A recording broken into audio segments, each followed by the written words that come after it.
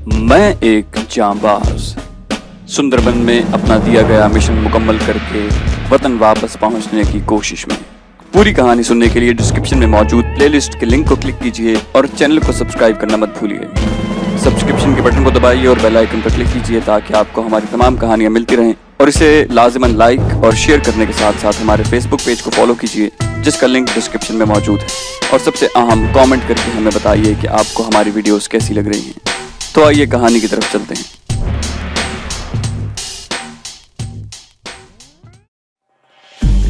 सुबह ठीक 9 बजे हमारी बोट रवाना हुई। बोट में मेरे साथ नंबर 2 और उसके 2 साथी रजी और तीनों फौजी थे। मैंने आइंदा 24 घंटों के लिए हम सब के लिए खासी तादाद में सैंडविच बना लिए थे और पानी भी जखीरा था। प्रोग्राम के मुताबिक खलना के घाट पर हमें 1 घंटा रुकना था ताकि बोट के इंजनों के लिए पेट्रोल के ड्रम ले लिए जाएं और तीनों फौजी वर्दियां उतार कर सिविलियन लिबास पहन लें।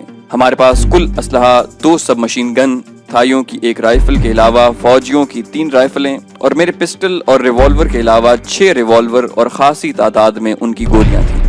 हमारी बोट चूंकि बहाव के खिलाफ जा रही थी, लिहाजा उसकी रफ्तार निस्बतन कम थी। तकरीबन 3 बजे हम खलना पहुंचे। फौजियों ने घाट पर ही अपनी वर्दियां उतारकर सिविलियन लिबास पहने जिन्हें वो अपने बैग्स में साथ लाए थे। पेट्रोल वगैरह लेकर हम 4 बजे के लगभग दरसना के लिए रवाना हुए।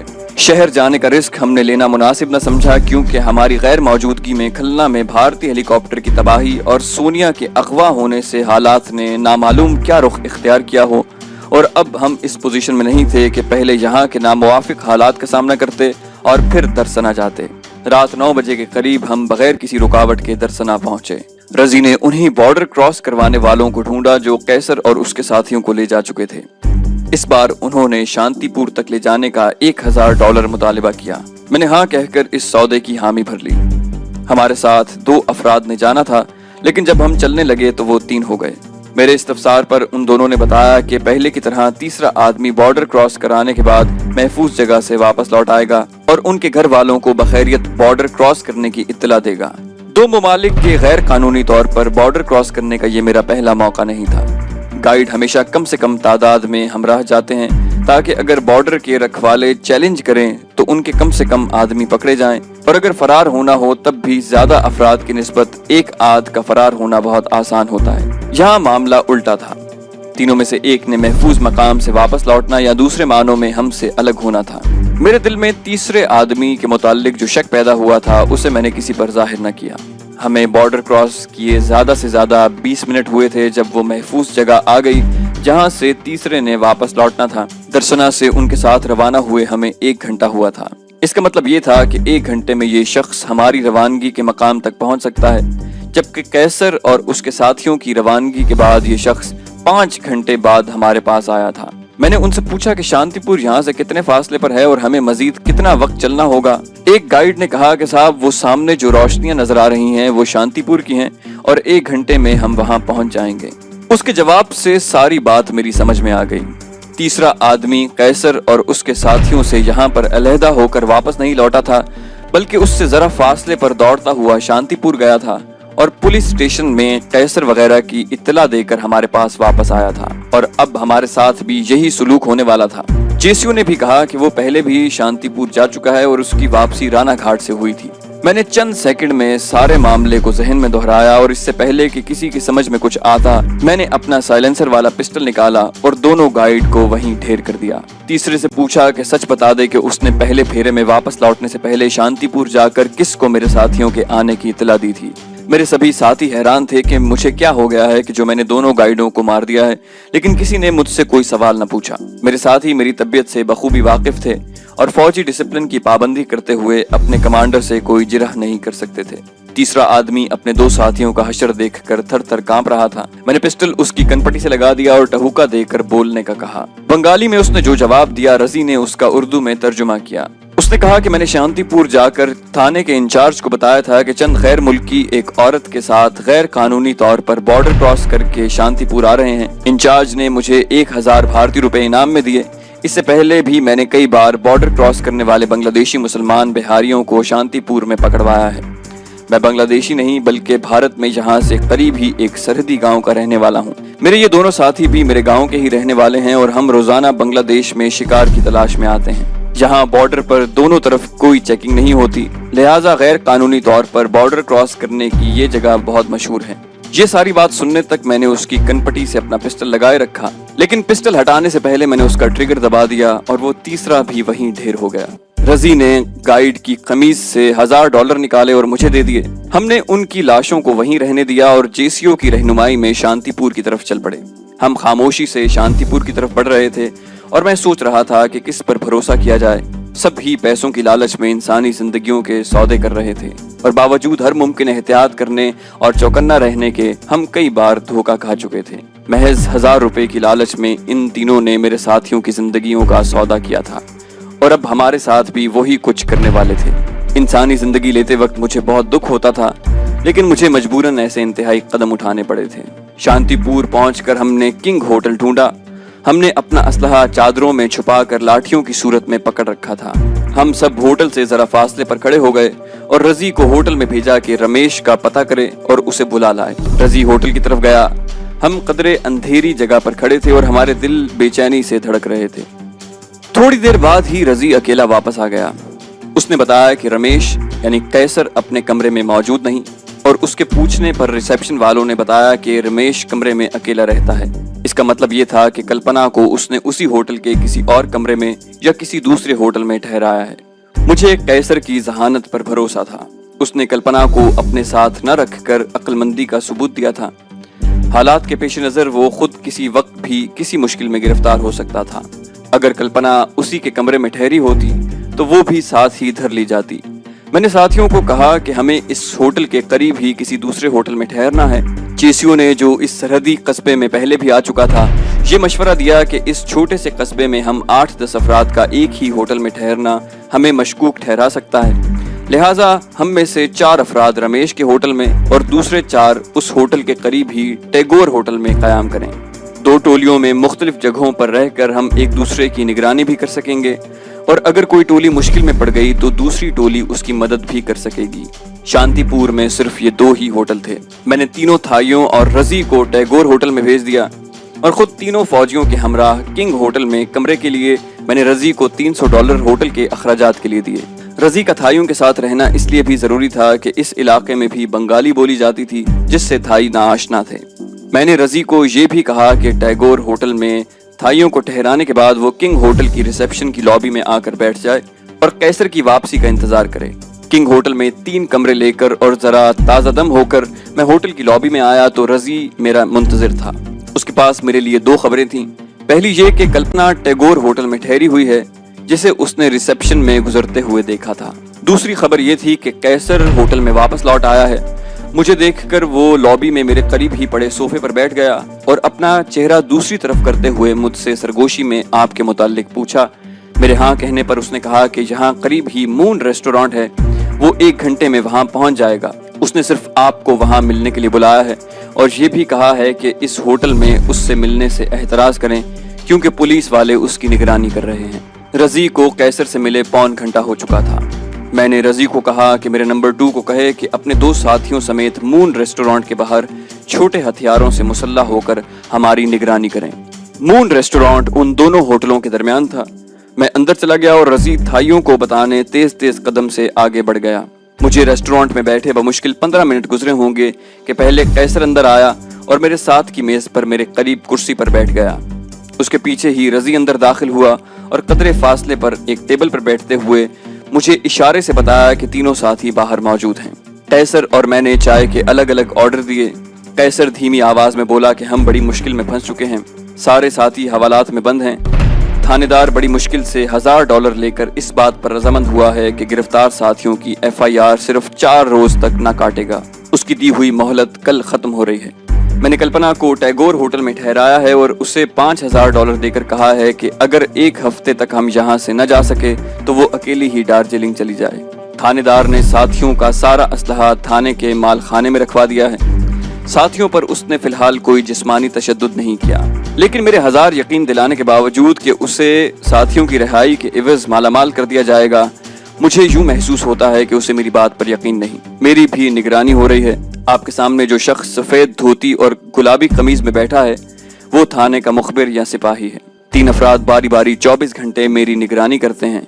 میں نے سارے ڈالر اور جواہر اپنی کمر کے گرد باندھ رکھے ہیں. یہاں سے نکل کر میں انہیں آپ کے حوالے کر دوں گا کیونکہ مجھے کسی وقت بھی گرفتار کیا جا سکتا ہے. میرے پاس ایک ریوالور اور 45 گولیاں ہیں. آپ سے فون پر کھلنا بات کرنے سے ہمیں بہت حوصلہ ہوا اور میں نے گرفتار ساتھیوں کو بھی آپ کے آنے کا بتا دیا تھا. آپ کے یہاں دیر سے آنے سے میں مایوس نہیں ہوا تھا کیونکہ مجھے یقین تھا کہ آپ ضرور آئیں گے، بلکہ میں تو آپ کے لیے متفکر تھا کہ کہیں آپ وہاں کسی مصیبت میں نہ پھنس گئے ہوں. میرے پاس الفاظ نہیں جن سے میں آپ کے یہاں آنے کا شکریہ ادا کر سکوں. قیصر جو کہ عام حالات میں بہت کم بات کرتا تھا لگاتار بولے جا رہا تھا. یقیناً وہ اس نئی افتاد سے گھبرا گیا تھا. اپنی ذمہ داری پر وہ ساتھیوں کو اپنے ساتھ لایا تھا. تو رانگا ماٹی پہنچنے سے پہلے ہی مال کی لالچ کے باعث ہلاک ہو چکے تھے اور اب باقی سارے ساتھی یہاں پکڑے جا چکے تھے. وہ کس منہ سے اکیلا واپس دلی جاتا؟ میں نے قیصر کو تسلی دیتے ہوئے کہا کہ فکر نہ کرو، میں آ گیا ہوں اور میرے ساتھ 3 تھائی اور 3 مسلح بنگلہ دیشی فوجی بھی ہیں. ساتھیوں کو چھڑوانے کے لیے ہم جان کی بازی لگا دیں گے. گھی اگر سیدھی انگلی سے نہ نکلا تو ٹیڑھی انگلی سے نکال لیں گے. تو مجھے تھانے کا محل وقوع، تھانے دار کی شکل و صورت اور تھانے میں موجود نفری کی اندازاً تعداد بتاؤ اور یہ بھی بتاؤ کہ تھانے کا مال خانہ تھانے میں کس جگہ واقع ہے. یہ سب کچھ لکھ کر رضی کو دے دینا جو 1.5 گھنٹے بعد اسی جگہ تمہارا منتظر ہوگا. یہ کہہ کر میں نے چائے کا بل ادا کیا اور ریسٹورانٹ سے باہر آ گیا. تھائی ساتھی باہر ریسٹورانٹ کے دونوں جانب پھیل کر کھڑے تھے. چند منٹوں بعد قیصر بھی باہر آ گیا اور پاس سے گزرتے ہوئے ایک بہت چوڑی ڈبل بیلٹ مجھے دی جس میں ڈالر اور جواہرات تھے. قیصر تو آگے بڑھ گیا، اس کے پیچھے ہی گلابی قمیض والا اور رضی ساتھ ساتھ نکلے. نگرانی کرنے والا تو قیصر کے پیچھے چلا گیا. رضی کو میں نے اسی ریسٹورانٹ میں قیصر سے مانگی ہوئی معلومات کا پرچہ لینے اور اسے فوراً مجھ تک پہنچانے کی ڈیوٹی لگائی. ہوٹل میں رابرٹ مائیکل کے نام سے میں نے اندراج کرایا تھا کیونکہ بھارت میں سرحدی قصبے میں کسی مسلمان کا ٹھہرنا اسے مشکوک بنا دیتا ہے. میرے سارے ساتھی بھی ہندو اور کرسچن ناموں سے ہوٹل میں ٹھہرے تھے. 2 گھنٹے بعد رضی قیصر کا دیا ہوا رقعہ لے کر میرے پاس آ گیا. میں نے تینوں فوجیوں کو بھی اپنے کمرے میں بلوا لیا اور قیصر کا رقعہ پڑھنے لگا. اس نے تھانے کی عمارت کا نقشہ بنایا تھا جس میں حوالات اور مال خانے کی نشاندہی تھی. تھانے کی کل نفری 16 افراد پر مشتمل تھی اور تھانے کا سارا عملہ ہندو تھا. ریوالور سے مسلح صرف تھانے دار اور ASI تھے، باقی سب عملہ ہاتھوں میں لاٹھیاں رکھتے تھے. میں نے یہ سب معلومات فوجیوں کو بتا کر انہیں اپنا پلان بتایا. میرے پلان کے مطابق ہمیں کل شام ڈھلنے کے بعد تھانے پر حملہ کرنا تھا. اس وقت تھانے دار، ASI اور ہیڈ محرر وغیرہ تھانے میں عموماً موجود ہوتے ہیں. پلان کے مطابق میں نے تھانے دار کو اور قیصر نے ASI کو غیر مسلح کرنا تھا اور اپنے اسلحے کی نوک پر ان سے مال خانے اور حوالات کی چابیاں لینی اور اپنا اسلحہ لینا اور ساتھیوں کو چھڑوانا تھا. اس دور افتادہ تھانے میں سینٹرل الارم سسٹم کا ہونا بعید از قیاس تھا. ساتھیوں کو چھڑوانے اور مسلح کرنے کے بعد مال خانے میں تھانے دار سمیت ساری نفری کو ایک ایک کر کے اندر لانا اور ان کو انجام تک پہنچانا تھا. میں چاہتا تھا کہ اس کارروائی کے دوران بارودی اسلحے کا استعمال نہ کیا جائے اور سارا کام خاموشی سے نپٹا کر JCO کی قیادت میں ہم فوراً رانا گھاٹ کی طرف روانہ ہو جائیں. قصبے والے خال خال ہی رات کو تھانے کی طرف جاتے ہیں.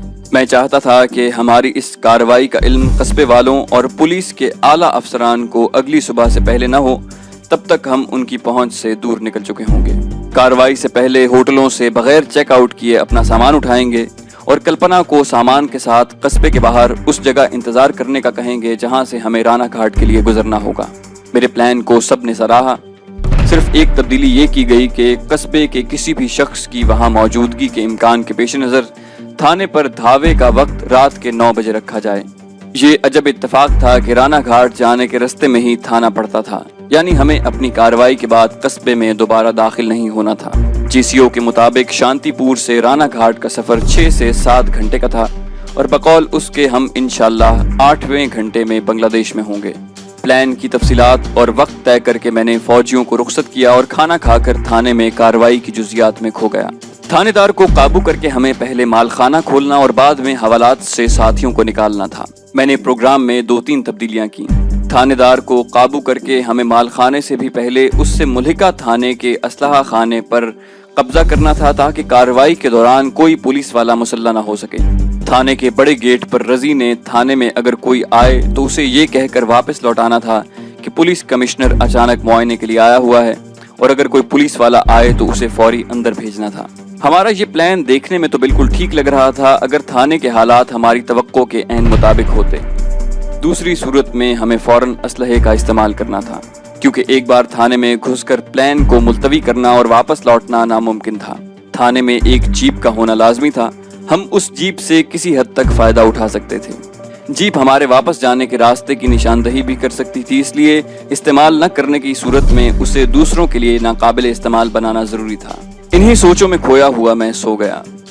अगले दिन मैं रजी और थाइयों के पास गया और उन्हें आज रात को अटैक के मंसूबे से आगाह किया। सबने मेरे प्लान की तायीद की और मैंने उन्हें रात 8 बजे अपने होटल को छोड़कर सामान और असलहे के साथ थाने से करीब 200 गज आगे रुकने का कहा। वहीं पर कल्पना ने हमारा इंतजार करना था। रजी के जरिए मून रेस्टोरेंट में कैसर को बुलवा कर सब प्लान समझाया।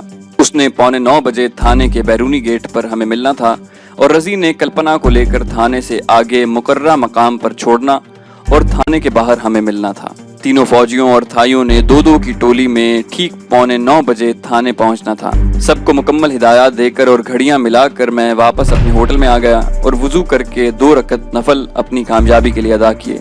इस मिशन में खुदा न खास्ता नाकामी की सूरत में मैं तो कम से कम अपनी जान दे देता। कैसर के साथियों की गिरफ्तारी मेरे दिलो दिमाग पर इतना बड़ा बोझ बन चुकी थी जिसको बयान करना मुश्किल है। मेरी वजह से ये सब मुसीबत में गिरफ्तार हुए थे और अब ये मेरा फर्ज था कि उन्हें रिहा कराऊं या इस कोशिश में अपनी जान दे दूं।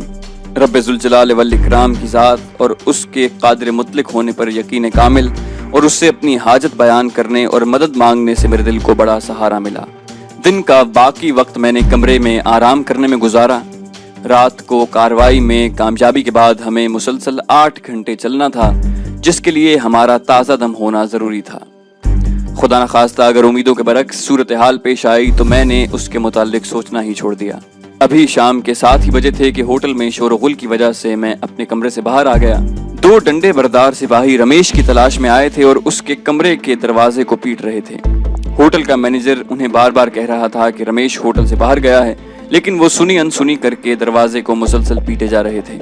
मैं जल्दी से कमरे के अंदर आ गया और फौरी तौर पर रवानगी की तैयारी करके अपना बैग कंधे पर लटका कर होटल की रिसेप्शन पर आ गया। मेरे सामने ही कैसर होटल में दाखिल हुआ। मैंने उसे होटल की पहली मंजिल पर उसके कमरे पर पुलिस की मौजूदगी का बताया। अब इतना वक्त नहीं था कि हम इशारों में बातें करते। कैसर ने कहा कि कमरे में उसका सिर्फ कपड़ों का एक बैग है। मैंने कैसर को कहा कि वो कुछ देर के लिए होटल से बाहर चला जाए और उस वक्त वापस लौटे जब पुलिस वालों के साथ थाने पहुंचने का वक्त हमारे अटैक करने के वक्त के मुताबिक हो। कैसर मेरी बात सुनकर वहीं से वापस लौट गया। होटल के रेस्टोरेंट में गुलाबी कमीज वाला मुखबिर अब तक बैठा हुआ था। कैसर से बात करते वक्त मैं कनखियों से उसे भी देख रहा था। उसने हमें बात करते देखकर जेब से कागज और पेन निकालकर उस पर कुछ लिखा और कैसर के बाहर जाते ही वो होटल के दरवाजे तक गया और वापस लौट आया। अब मैं भी उसकी निगरानी की लिस्ट में शामिल हो चुका था और शायद वो कोई फैसला न कर पाया था कि रमेश के पीछे जाए या मेरी निगरानी करे। उसे यकीनन पुलिस के सिपाहियों की होटल में आमद का पता था। अब हमारे पास वक्त बहुत कम था। मैं फौजियों के कमरों में गया और जेसीओ को कहा कि अब उन्हें होटल से जल्द से जल्द निकल जाना चाहिए। अगले 5-7 मिनट में वो भी अपना सामान और चादरों में छुपी लाठियां लेकर रिसेप्शन पर आ गए और होटल से चेकआउट होकर रेस्टोरेंट में बैठ गए। मैं भागम भाग टैगोर होटल में गया। वहां भी सारे थाई, रजी और कल्पना तैयार बैठे थे। मैंने उन्हें कहा कि हालात ऐसे हो चुके हैं कि अब मुकर्रर वक्त तक इंतजार करें। उन्हें ये हिदायत देकर मैं किंग होटल की तरफ गया। रास्ते में कैसर की मखसूस सीटी बजी। मैं वहीं रुक गया और कैसर एक दुकान की ओर से निकल आया। मैंने उसे कहा कि अब यही बेहतर है कि वो अभी अपने होटल वापस जाए और साथियों के हमरा थाने जाए। कानून के मुताबिक सिर्फ 2 सिपाही ना तो तुम्हें गिरफ्तार कर सकते हैं और ना ही हथकड़ी लगा सकते हैं। तुम उनके साथ आहिस्ता चलते हुए थाने जाओ। हम भी उस वक्त तक वहां पहुंच चुके होंगे और प्रोग्राम के मुताबिक फौरी ही अपनी कार्रवाई शुरू कर देंगे। कैसर को मैंने होटल वापस जाने और साथियों के हमरा थाने जाने के लिए इसलिए कहा क्योंकि मैं चाहता था कि हमारी कार्रवाई के दौरान पुलिस की ज्यादा से ज्यादा नफरी थाने में मौजूद हो। कैसर और मैं तकरीबन आगे पीछे ही होटल में दाखिल हुए। कैसर सीधा अपने कमरे में गया और चंद मिनटों में ही अपना बैग उठाए दोनों सिपाहियों के साथ होटल से निकल गया। मैंने फौजियों को इशारा किया और वो भी होटल से बाहर चले गए। मैं भी बैरूनी दरवाजे की तरफ बढ़ा तो गुलाबी कमीज वाला मुखबिर भी उठ खड़ा हुआ। थाने की तरफ जाने में हमारी तरतीब यूं थी कि तकरीबन 50 मीटर आगे कैसर और दोनों सिपाही और पीछे तीनों फौजी और उनसे 20 मीटर पीछे मैं और मुझसे थोड़ा ही पीछे नंबर 2। जब थाना सामने दिखाई देने लगा तो फौजी रुक गए और मैं और नंबर 2 आगे बढ़ गए। थाने से चंद कदम आगे मेरा नंबर 2 अपने 2 साथियों के हमराह खड़ा था। मैं थाइयों से चंद कदम और आगे चला गया। कैसर तो थाने के अंदर जा चुका था, लिहाजा मुखबिर मेरी असलियत जानने और इनाम की लालच में मेरे पीछे लग गया। वो भी थाइयों से आगे बढ़ाया। मैं यकलख्त वापस पलटा और मुखबिर को गले से दबोच दिया। सारे थाई मेरे पास आ गए। मैंने नंबर 2 को कहा कि ये पहले कैसर की और अब मेरी मुखबरी और असलियत जानने के लिए यहाँ आया है, क्यों ना हम अपनी कार्रवाई का इसी से आगाज करें। उसे यूं ही गर्दन से दबोचे मैंने उसके मुंह पर हाथ रख दिया और एक थाई ने उसकी पीठ पर ऐन दिल के मकाम पर एक खंजर घुमा दिया। हमने उसकी लाश घसीट कर सड़क के 2 रोया दरख्तों से परे फेंक दी। इसी असना में रजी भी कल्पना को मुकर्रर जगह पर छोड़कर वापस आ चुका था। रजी थाने के बाहर खड़ा हो गया और हम एक एक करके थाने में दाखिल हुए। थाने के सहन में 3 लाशें पड़ी थीं। ये बॉर्डर क्रॉस करवाने वालों की थीं और पोस्टमार्टम के बाद थाने में लाई गई थीं, क्योंकि वो इलाका जहां हमने उन्हें हलाक किया था उसी थाने की हुदूद में था। लाशों के पास कोई न था और गालिबन उनके लवाहिकीन का इंतजार किया जा रहा था। मैं नक्शे को जहन में रखते हुए SHO के कमरे में दाखिल हुआ। कमरे में SHO और ASI दोनों कुर्सियों पर बैठे थे और एक जानिब कैसर खड़ा था। SHO के कमरे के बाहर बैठे सिपाही ने मुझे बगैर इजाजत अंदर जाने से रोका था, लेकिन उसे शटअप कहकर मैं कमरे में दाखिल हो गया। SHO ने सवालिया निगाहों से मेरी तरफ देखा। मैंने उसे अंग्रेजी में कहा कि मैं इंडियन ईस्टर्न आर्मी की इंटेलिजेंस से हूँ और जैसूर के करीब हमारे हेलीकॉप्टर की तबाही की तहकीकात के लिए पहले जैसूर और फिर वहां से दरसना के रास्ते शांतिपुर आया हूँ। मेरे 3 मातहत भी मेरे साथ हैं और हम किंग होटल में ठहरे हैं। हमारी तहकीकात के मुताबिक चंद भारतीय गद्दारों ने उस हेलीकॉप्टर को तबाह किया है और अब वो शांति नगर में तुम्हारी हिरासत में है। मैं तुमसे फौरी तौर पर इंतहाई जरूरी बात करना चाहता हूँ। मेरे पास इन गद्दारों के खिलाफ सबूत के लिए एक ही खत काफी है जो मुझे जाए वक़ुआ से मिला है। मेरे पास आओ ताकि मैं तुम्हें खत दिखा सकूं। SHO के लिए मेरी अचानक आमद, मेरा अंदाज़ गुफ्तगू और ईस्टर्न आर्मी की इंटेलिजेंस से ताल्लुक होना इतना गैर मुतवक्के था कि उसकी सोचने समझने की कुव्वत सल्ब हो गई। मैं खिड़की के पास जा खड़ा हुआ।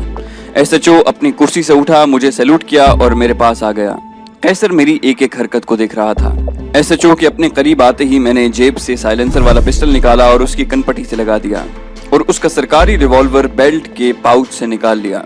उसी वक्त कैसर ASI पर झपटा जो हमारी तरफ देख रहा था और अपना रिवॉल्वर उस पर तान कर उसका सरकारी रिवॉल्वर ले लिया।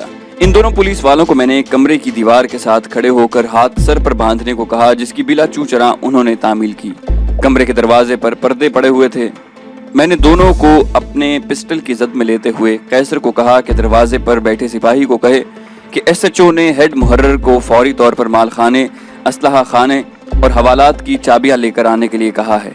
कैसर ने सिपाही को पैगाम देने के लिए दरवाजा खोला और हंसते हुए पलटकर मुझे कहा, हमारे साथियों ने ये काम पहले ही कर रखा है और थाने का सारा अमला सरों पर हाथ बांधे उल्टा लेटा है। मेरे कहने पर कैसर ने दरवाजा बंद कर दिया। मैं हर किस्म के रिस्क को भी मुमकिन हद तक कम करना चाहता था और मेरी निगाह में दुश्मन को जिंदा रखना बड़ा रिस्क था। मैंने यके बाद दीगरे SHO और ASI की कनपट्टियों पर अपने पिस्टल की नाल रखकर 2 फायर किए। उन दोनों के पिस्टल अपनी जेबों में डालकर हम SHO के कमरे से बाहर आए। वहाँ अजीब समा था। थाने के दरमियान बड़े कमरों में थाने में मौजूद सारा अमला बिल्कुल खामोश, सरों पर हाथ बांधे फर्श पर उल्टा लेटा हुआ था। JCO ने हेड मुहर्रर से असलहा खाने, माल खाने और हवालात की चाबियां ले ली थीं और कैसर के सारे साथी हवालात से बाहर खड़े थे। मैंने पुलिस वालों के दोनों रिवॉल्वर कैसर के साथियों को दिए। 2 थाइयों को थाने की इमारत के बाहर और कंपाउंड के अंदर पहरे पर लगाया। JCO अपने एक सिपाही के साथ असलहा खाने और माल खाने और हवालात के दरवाजे पर थे। हेड मुहर्रर इतना ज्यादा खौफजदा था कि JCO को उसने चाबियों के 2 बड़े गुच्छों में से खुद ही हमारी मतलूबा चाबियां थमा दी। माल खाने के अंदर बहुत कुछ सामान पड़ा था। कैसर के साथियों ने वहां से सिर्फ अपना अपना असलहा और गोलियां उठा ली। अब असलहा खाने का दरवाजा खोला गया। वहां पर पुरानी 303 की राइफलें, 2 स्टेन गन्ने, एक आंसू गैस फेंकने वाली गन और उसके दर्जनों शेल और तमाम असलहे की बेशुमार गोलियां पड़ी थीं। मैंने साथियों को दोनों स्टेन गन, उनकी गोलियां, फालतू मैगजीन और सरकारी रिवॉल्वरों की खासी तादाद में गोलियां उठाने का कहा। हम असलहा खाने से बाहर आ गए। फर्श पर लेटे हुए कुल 16 पुलिस वाले थे।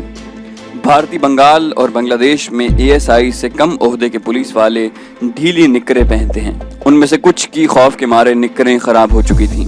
पहले से फैसला होने के बावजूद उन्हें हलाक करने की मेरी नीयत डावाडोल होने लगी। मेरे इसी ख्याल और सोच में चंद सेकंड ही गुजरे थे कि एक सिपाही यकलख्त खड़ा हो गया और कैसर के एक साथी पर झपटा। उसी लम्हे मेरी पिस्टल से गोली निकली और उसकी पुश्त पर जा लगी। وہ چیخنے لگا تو میری دوسری گولی نے اسے بالکل خاموش کر دیا۔ میرے دل میں چند لمحوں کے لیے ہمدردی کا جو جذبہ ابھرا تھا وہ پھر وحشت اور درندگی میں بدل گیا۔ میں نے قیصر کے 2 ساتھیوں کو باہر پہرے پر لگا کر دونوں تھائیوں کو اندر بلوایا اور انہیں مال خانے میں جانے کا کہا۔ نمبر 2 بھی ان کے ساتھ ہی مال خانے میں چلا گیا۔ فوجی ایک ایک سپاہی کو ٹھوکر مار کر اٹھاتے اور اسے سر پر ہاتھ باندھے مال خانے کے اندر لے جاتے۔ اندر تھائی صفائی اور پھرتی سے ان کا کام تمام کرتے۔ ان 15 سپاہیوں اور ہیڈ محرر کو پورے 21 منٹ میں جہنم رسید کر کے نمبر 2 اور اس کے دونوں ساتھی مال خانے سے باہر آ گئے۔ قیصر کے ساتھیوں نے مال خانے، اسلحہ خانے، حوالات اور SHO کے کمرے کو تالے لگائے۔ دونوں تھائیوں کی قمیضیں سپاہیوں کے خون سے لال ہو رہی تھیں۔ انہوں نے جھٹ پٹ قمیضیں بدلیں اور ہم سب تھانے سے باہر آ گئے۔ تھانے کی مین بلڈنگ میں داخلی دروازے کو بھی تالا لگا دیا گیا۔ قیصر نے جیپ کا ڈسٹریبیوٹر کور اور گیئر نکال لیا۔ رضی ابھی تک باہر کھڑا تھا۔ بنگلہ دیشی فوجیوں سے چھینی ہوئی ایک رائفل میں نے بما گولیوں کے رضی کو دلوائی اور تھائی ساتھی کو اس کے بدلے اسٹین گن دی۔ اس ساری کارروائی میں ہمارے اندازاً 45 منٹ صرف ہوئے۔ رات کا گہرا اندھیرا پھیل چکا تھا۔ ہم خاموشی سے رانا گھاٹ کی طرف چل پڑے۔ کلپنا تھانے سے تھوڑی دور ہی اندھیرے میں کھڑی ہمارا انتظار کر رہی تھی۔ اس کے پاس بڑا سامان اٹھا لیا گیا۔ قیصر نے ایک عقل مندی کی تھی کہ شانتی پور سے اس نے بڑے ٹارچ اور سیل خرید لیے تھے۔ JCO کی رہنمائی میں ہم نے رانا گھاٹ کی طرف تیز رفتاری سے بڑھنا شروع کیا۔ ہم تھانے کی ٹیلی فون کی تاریں کاٹنا بھول گئے تھے۔ قیصر نے مجھے یاد دلایا تو میں نے کہا کہ تھانے میں کوئی زندہ ہوگا تو جواب دے گا۔ ٹیلی فون کی گھنٹی بج بج کر خود ہی خاموش ہو جائے گی۔ ٹیلی فون کی لائن کو نہ کاٹنے کی غلطی تو محض ہماری جلد بازی اور غفلت کی وجہ سے ہوئی تھی۔ اس کا جواب دے کر میں نے وقتی طور پر تو قیصر کو مطمئن کر دیا تھا اور خود بھی اسے زیادہ اہمیت نہ دی، لیکن میری اس حد سے زیادہ خود اعتمادی اور چوک کا ہم کو بہت جلد خمیازہ بھگتنا پڑا۔ جب روز کے معمول سے زیادہ وقت گزرنے پر SHO گھر نہ پہنچا تو اس کے گھر والوں نے تھانے فون کیا۔ کوئی جواب نہ ملنے پر آئندہ 2-3 گھنٹوں میں جب نہ SHO گھر آیا اور نہ ہی تھانے سے کسی نے فون اٹینڈ کیا تو اس کے گھر والوں نے اپنے ملازم کو تھانے بھیجا، جس نے واپس آ کر بتایا کہ تھانے کے مین گیٹ پر تالا لگا ہوا ہے اور تھانے کی سب بتیاں روشن ہیں۔ یہ ایک غیر معمولی واقعہ تھا۔ تھانے دار کا باپ جو ایک ریٹائرڈ فوجی تھا، جب خود تھانے جا کر تالا لگا دیکھا تو وہ سیدھا شانتی نگر کے قریب ہی فوجی چوکی پر گیا اور چوکی کے انچارج میجر کو صورتحال بتائی۔ میجر اپنے چند سپاہیوں اور تھانے دار کے باپ کو لے کر اپنی جیپ میں تھانے پہنچا اور وہ مین گیٹ کا تالا توڑ کر اندر داخل ہوئے۔ تھانے کی اندرونی عمارت کا دروازہ کھول کر جب وہ مین ہال میں داخل ہوئے تو مقتولین کے خون سے فرش بھرا ہوا تھا۔ تھانے میں داخل ہونے کے 20 منٹ کے اندر ہی ساری صورتحال ان پر واضح ہو گئی۔ میجر نے SHO کے فون سے ہی پولیس اور فوج کے اعلیٰ حکام سے رابطہ کیا اور 1 گھنٹے میں ہی شانتی پور سے باہر نکلنے کے تمام راستوں کی ناکہ بندی کر دی گئی، بلکہ بنگلہ دیش سے ملنے والے سرحدی نگرانوں کو بھی چوکس کر دیا گیا۔ تھانے کے بڑے کمرے میں بہنے والے خون سے ہم میں سے کئی کے جوتے لتھڑ گئے تھے اور ہمارے ان خونی قدموں کے نشان رانا گھاٹ کے راستے پر بھی پائے گئے۔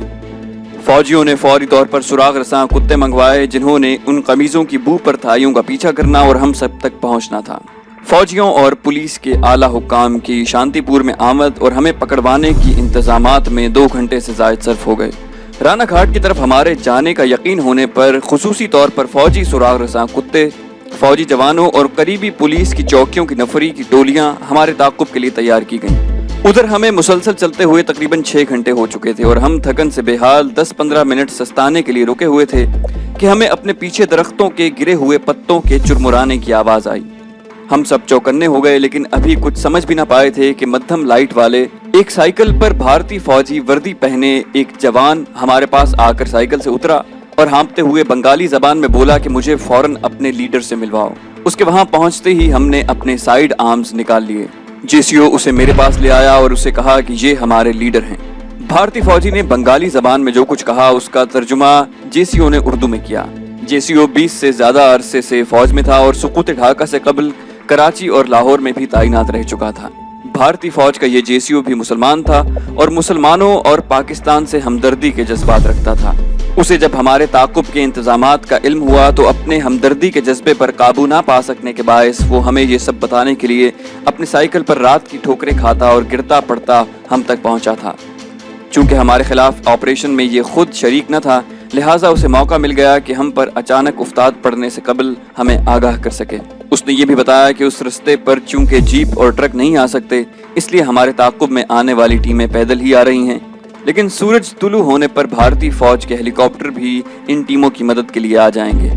وہ بھارتی فوجی صرف 15 منٹ ہمارے پاس رکا اور یہ کہہ کر ہم سے رخصت ہوا کہ میں نے مسلمان ہونے کے ناطے اپنا فرض پورا کر دیا ہے، آگے آپ کی قسمت، اللہ آپ کو دشمن سے بچائے اور آپ کی رہنمائی کرے۔ وہ یہ کہہ کر ہم سے رخصت ہو کر کچھ آگے جا کر غائب ہو گیا، لیکن میں آج تک اس کے مذہبی فرض کی ادائیگی پر اسے غائبانہ سلوٹ کرتا ہوں۔ اس کے جانے کے 5 منٹ کے اندر ہی ہم آگے کے سفر پر روانہ ہو گئے۔ مجھے رہ کر اس بھارتی فوجی کا خیال آ رہا تھا کہ اسے کیسے معلوم ہوا کہ گروپ لیڈر یعنی میں مسلمان ہوں۔ میرے ساتھیوں کے سوا سارے شانتی پور میں کسی کو بھی علم نہ تھا کہ میں مسلمان ہوں۔ ہوٹل میں بھی میں نے رابرٹ مائیکل اور بھارتی شہری ہونے کا اندراج کرایا تھا۔ میں جتنا اس کے متعلق سوچتا اتنا ہی میرا دماغ الجھتا جاتا۔ بالآخر میں نے اسے اللہ پاک کی طرف سے غیبی امداد سمجھا۔ ہم سب بہت پریشان تھے، ہمیں بیک وقت کئی اطراف سے دشمنوں سے نبرد آزما ہونا تھا۔ کھوجی کتے، فوجی اور پولیس کی تعاقبی ٹیمیں، بھارتی بارڈر فورس کے علاوہ فوجی ہیلی کاپٹر اور پھر دریا عبور کرنے کی مشکلات، یہ سب مشکلات اور مصیبتیں ہم پر بیک وقت نازل ہو چکی تھیں۔ میں نے کھوجی کتوں کو بھٹکانے کے لیے سب سے پہلے 20 منٹ کے فاصلے پر اگے 2 درخت چنے اور دونوں تھائیوں کو کہا کہ وہ ان دونوں کے گرد 0-0 کی شکل میں 10 مرتبہ گھومیں، کیونکہ کھوجی کتے تھائیوں کی بو پر ان دونوں درختوں کے گرد اسی شکل میں گھومتے رہیں گے اور آگے نہیں بڑھیں گے۔ ہمارا تعاقب کرنے والی ٹیموں کے خطرے سے بہت زیادہ خطرہ ہمیں BSF اور ہیلی کاپٹروں سے تھا۔ ہمارے ساتھی JCO کے مطابق رانا گھاٹ خاصا مشہور اور دریا پار جانے کا اس علاقے میں واحد راستہ تھا۔ اس گھاٹ سے ہمیں کرائے کی بادبانی کشتی میں سفر کرنا تھا۔ رانا گھاٹ بھارتی علاقہ اور سرحد سے قریباً 15 کلومیٹر کے فاصلے پر تھا۔ JCO نے کہا کہ رانا گھاٹ جانا تو صریحاً خودکشی کے مترادف ہے، کیونکہ ہمارا تعاقب کرنے والوں کا سارا زور ہمارے قدموں کے نشانوں کے مطابق اسی طرف ہوگا۔ اس علاقے سے واقفیت کی بنا پر اس نے کہا کہ میرے خیال میں ہمارے بچنے کی صرف ایک موہوم سی امید ہے۔ اس وقت ہم رانا گھاٹ کے قریب ہیں، ہم یہیں سے اپنا راستہ تبدیل کر کے کالنا جاتے ہیں اور وہاں سے بس میں سفر کر کے بردھامن چلتے ہیں۔ یہ ایک بڑا شہر اور ریلوے جنکشن بھی ہے اور یہاں میرے قریبی سسرالی دوست رہتے ہیں۔ وہ ہمیں یقیناً پناہ بھی دیں گے اور ہماری محفوظ روانگی کا انتظام بھی کر دیں گے۔ میں اس تمام علاقے سے بالکل ناواقف تھا۔ حالات کو پیش نظر رکھتے ہوئے میں نے JCO کی تجویز مان لی۔ اس کی 2 اور وجوہات بھی تھیں۔ بھارتی مسلمان فوجی کے مطابق BSF کو چوکنا کر دیا گیا تھا اور رانا گھاٹ کی طرف ہمارے قدموں کے نشان دیکھ کر بھارتی تعاقب کرنے والی ٹیموں کا یہی خیال ہوگا کہ ہم رانا گھاٹ سے سرحد عبور کر کے بنگلہ دیش میں داخل ہونے کی کوشش کریں گے۔ بھارتی سرحد اور رانا گھاٹ کو تو انہوں نے یقیناً سیل کر دیا ہوگا۔ ایسے ہی حالات کی وجہ سے دلی میں DMI کی حراست سے فرار ہو کر میں نے بجائے پاکستان کا رخ کرنے کے بھارت کے انتہائی اندر بمبئی جیسے بڑے شہر میں جانے کا فیصلہ کیا تھا، اور اسی فیصلے کی بدولت بھارتی حکومت اخباروں میں میری لاکھوں تصاویر شائع کرنے کے باوجود مجھے گرفتار کرنے میں کامیاب نہ ہو سکی۔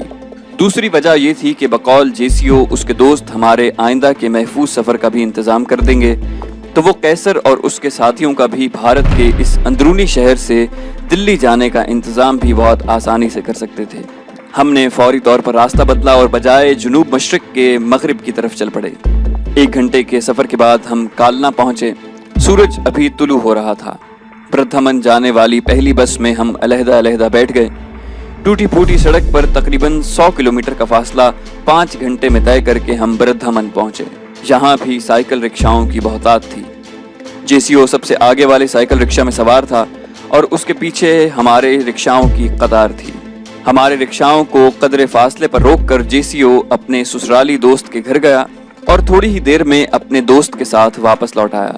ہم نے احتیاطاً اپنے رکشاؤں کو وہیں سے فارغ کر دیا اور 2 کی ٹولی میں غیر محسوس طور پر JCO کے دوست کے گھر میں داخل ہوئے۔ یہ درمیانے درجے کا گھر تھا جس میں ڈرائنگ روم وغیرہ نہیں بلکہ بیرونی کمرے میں ہی مہمانوں کو بٹھایا جاتا تھا۔ JCO نے ہماری واردات کو گول کرتے ہوئے اپنے دوست سے ہمارا رسمی تعارف کروایا۔ میں چاہتا تھا کہ اس سے پہلے کہ بھارتی تفتیش کا دائرہ وسیع ہو، کم از کم قیصر اور اس کے ساتھی اور کلپنا بھارتی بنگال سے نکل جائیں۔ میرے کہنے پر JCO اپنے دوست کے ہمراہ ریلوے اسٹیشن گیا اور کلکتے کی 6 ٹکٹیں لے آیا۔ کلکتہ سے ہوڑا ایکسپریس سیدھی دلی جاتی تھی۔ شام 7 بجے قیصر اور اس کے ساتھی اور کلپنا ہم سے پہلے کی طرح گلے مل کر رخصت ہوئے۔ جیسیو کو میں نے کہا کہ جب تک ٹرین چل نہ پڑے وہ اسٹیشن پر رہے۔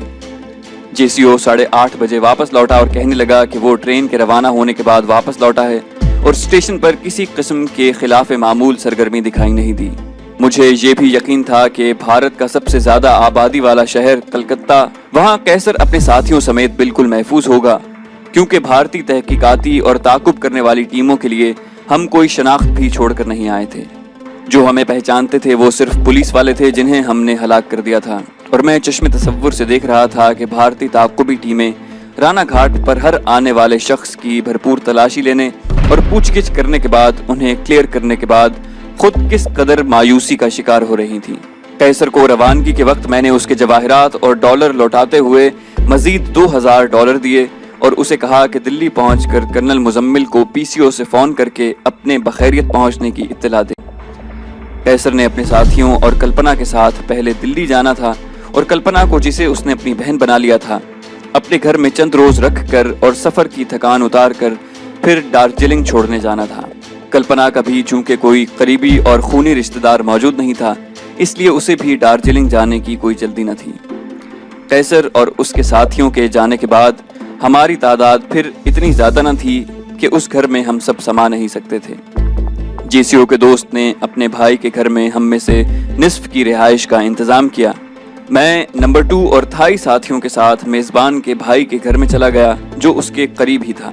بردھمن میں ہمیں رہتے 4 روز بیت گئے، لیکن واپسی کا کوئی معقول اور مناسب راستہ سمجھ میں نہیں آ رہا تھا۔ ہماری کی ہوئی واردات معمولی نہ تھی کہ چند روز کی تفتیش کے بعد اسے بھلایا جائے۔ اب تک تفتیش کا دائرہ یقیناً وسیع ہو چکا ہوگا۔ بردھمن اتنا بڑا شہر نہ تھا کہ ہم کسی کی نگاہ میں آئے بغیر یہاں اپنے قیام کو بے فائدہ طول دیتے۔ بہت سوچ و بچار کے بعد ہم نے یہی فیصلہ کیا کہ کلکتہ چلا جائے، وہاں سے کارگو شپ اور چھوٹے بڑے اسٹیمر بآسانی مل سکتے تھے۔ میرے پاس ڈالر بھی ختم ہونے والے تھے۔